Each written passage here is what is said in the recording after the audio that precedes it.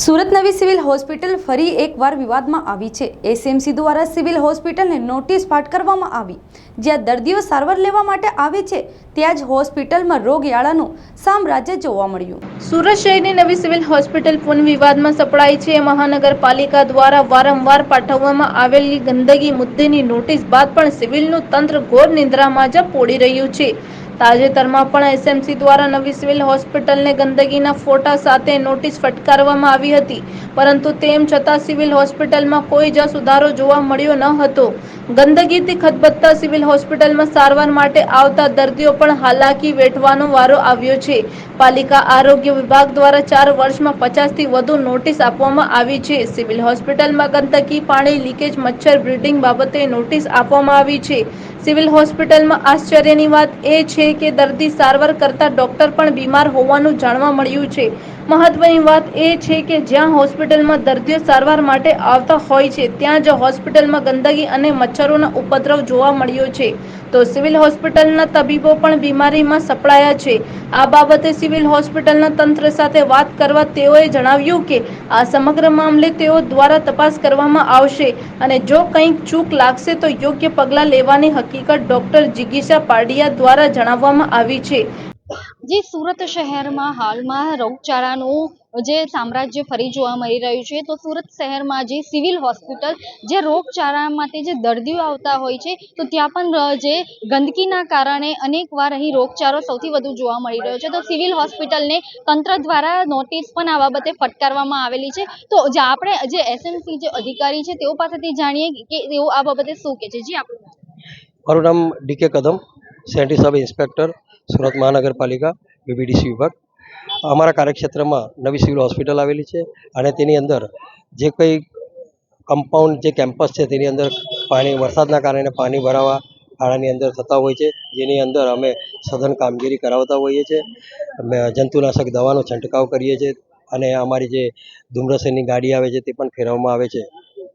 જી sir, જે civil હોસ્પિટલને તંત્ર દ્વારા અનેકવાર નોટિસો પણ ફટકારવામાં આવેલી છે, તેમ છતાં હજી કોઈ એમાં ચોકસાઈ જેવું કંઈ જોવા નથી મળતું કે નવી સિવિલ હોસ્પિટલ દ્વારા અહીં એમનો સ્ટાફ કામગીરી કરતો હોય છે, એની ઉપર કામગીરી સર્વેલન્સ સ્ટાફ જે એ લોકોના જે સ્ટાફ છે તેના દ્વારા અહીંયા કામગીરી કરતી પૂરેપૂરી ચોકસાઈપૂર્વક ન થતી હોવાથી અમે લોકો અહીં અમારા ઉપલી અધિકારીઓ દ્વારા અમને સૂચના મળે છે કે ભાઈ જે ક્ષતિ હોય એના કારણે અમે લોકોને જાણ કરતી નોટિસ આપવામાં આવે છે। એ નોટિસ આ વર્ષમાં 4 આપવામાં આવેલી છે અને એ નોટિસ આપવા પછી ખૂબ જ કામગીરીમાં સારો એવો વધારો થયેલો છે અને ક્ષતિઓ દૂર કરી રહેલા છે। જી, જે આપણે નોટિસ ફટકારી છે તેમ છતાં પણ હજી સિવિલ હોસ્પિટલમાં ક્યાંક ને ક્યાંક ગંદકીના થર જોવા મળી રહ્યા છે, ક્યાંક પાણીનો ભરાવો જોવા મળી રહ્યો, જેના કારણે અહીં મચ્છરજન્ય રોગો પણ જોવા મળી રહ્યા છે। તો શું કહેશો આ બાબતે?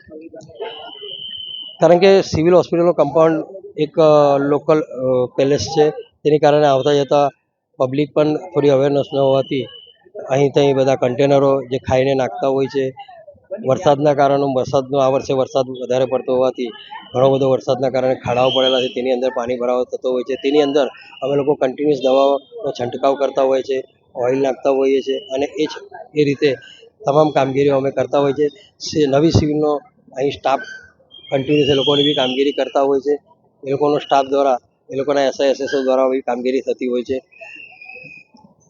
જી, આપણે જે નોટિસ ફટકારી છે ત્યારબાદ પણ જે સિવિલ હોસ્પિટલમાં જે હજી પણ જે ગંદકી જે જોવા મળી રહી છે, તો અને ત્યારબાદ આપણે જે નોટિસ ફટકાર્યા બાદ પણ સિવિલ હોસ્પિટલમાં ક્યાંક ને ક્યાંક થોડી ચૂક જોવા મળી રહી છે। તો જો સિવિલ હોસ્પિટલનું તંત્રની નોટિસ સામે પણ આંખ આડા કાન કરી રહ્યું હોય તો આ બાબતે શું કાર્યવાહી થશે? નવી સિવિલ હોસ્પિટલના જે સુપ્રિન્ટેન્ડન્ટ શ્રી છે એમને સુરત મહાનગરપાલિકા દ્વારા આ વર્ષે 4 નોટિસ આપવામાં આવેલી છે। એ નોટિસ આપવા બાદ બધી ઘણી કામગીરીઓમાં એ લોકોએ કામગીરી કરતા થઈ ગયેલા છે, સુધારો થયેલો છે અને કામગીરી અત્યારે સઘન એ લોકોની પણ ચાલુ છે। જી આપણે જે આરોગ્યના અધિકારી છે તેઓ સાથે વાત કરી તેઓએ જણાવ્યું કે જે સિવિલ હોસ્પિટલ જે છે જે દક્ષિણ ગુજરાતની સૌથી મોટી હોસ્પિટલ કહેવામાં આવે છે તેને તંત્ર દ્વારા જે આરોગ્ય સાથે જે ચેડા થતા હોવાના કારણે તેઓને 4 નોટિસ ફટકારવામાં આવેલી હતી. તેમ છતાં પણ અહીં સિવિલ હોસ્પિટલમાં ક્યાંક ને ક્યાંક ગંદકી તેમજ પાણીના ભરાવાનું જે છે તે સામ્રાજ્ય જોવા મળી રહ્યું છે. તો હવે જોવાનું છે કે આ નોટિસોને લઈ સિવિલ હોસ્પિટલનું તંત્ર કેટલું સજાગ છે અને આ જે નોટિસો ફટકારવામાં આવેલી છે તેને લઈ સિવિલ હોસ્પિટલના તંત્ર દ્વારા શું કામગીરી કરવામાં આવે છે. કેમેરામેન તુલસી રામ સાથે રોશની રાણા, વોઇસ ઇન્ડિયા ટીવી. હાજી, આપ સૌએ જે મને ફીડબેક આપ્યા એ બાબતે જે પણ કંઈ જરૂરી કામગીરી છે એના માટે અમારા જે બે ઉપરી અધિકારીઓ છે ડીનશ્રી અને સુપ્રિન્ટેન્ડન્ટશ્રી દ્વારા સેનિટરી ઇન્સ્પેક્ટર અને એમની ટીમને જરૂરી આદેશો કરીને આપી દેવામાં આવ્યા છે અને આ બાબતે તાત્કાલિક ધોરણે ઘટતું કરવા માટે એમને જણાવી દેવામાં આવ્યું છે. અમને મળતી માહિતી પ્રમાણે જે પણ કંઈ પ્રોબ્લેમ્સ હતા અમારા ત્યાં જે વરસાદી પાણીને કારણે અથવા તો અમારે હમણાં જે બિલ્ડિંગોની જે શિફ્ટિંગ ચાલી રહ્યું છે તે દરમિયાન અમને જ્યાં જ્યાં લૂપહોલ્સ જોવા મળ્યા એ બાબતે અમને જરૂરી રિપોર્ટ આપી અને 75% જેવી કામગીરી પૂર્ણ કરેલ છે. જે બાકીની કામગીરી છે તેને તાત્કાલિક ત્વરિત ધોરણે કરવામાં આવે તેવા આદેશો અમારા ઉપરી અધિકારીઓ દ્વારા થઈ ગયા છે અને એનું તાત્કાલિક નિરાકરણ આવશે. જે દર્દીઓ હોસ્પિટલમાં સારવાર લેવા આવતા હોય છે તેના બદલે હોસ્પિટલમાં જે ગંદકી અને રોગચાળો જોવા મળી રહ્યો છે. આપ સૌ જાણો છો તે પ્રમાણે હમણાં જે થોડાક પાછલા મહિનાઓમાં જે વરસાદી વાતાવરણ રહ્યું એ વરસાદી વાતાવરણને લીધે જે થોડીક અમને જે તકલીફ પડી રહી છે એના બાબતે અમારા જે સેનિટરી ઇન્સ્પેક્ટર અને એમની ટીમ કાર્યરત જ છે. પરંતુ કોઈક જગ્યાએ જો આ બાબતે ક્ષતિ કે ઉણપ રહી ગઈ હોય તો એ બાબતને અમારે સોલ્વ કરવા માટે અમે કટિબદ્ધ છીએ અને એને જરૂરી પગલાં લઈ અને ત્વરિત ધોરણે પૂરું કરવામાં આવશે. જે અમારા અત્યારે 3 ડૉક્ટરો અમારે ત્યાં એડમિટેડ છે જેમાંથી એક ડૉક્ટરને શ્વસન તંત્રને લગતી બીમારી છે જે આ ઋતુગત બદલાતા માહોલને અનુલક્ષીને છે અને 2 ડૉક્ટરો અમારા જે છે એ તાવની બીમારી સાથે દાખલ થયેલા છે જેમના રિપોર્ટ્સ હજુ આવવાના બાકી છે. તો એના માટે અમે જે પણ કંઈ છે જરૂરી નિદાન અને સારવાર શરૂ કરી દીધેલા છે. અમારા જે 2 ઉપરી અધિકારીઓ છે એના દ્વારા તમામ વિભાગના જે વડાઓ છે એમને જણાવી દેવામાં આવ્યું છે.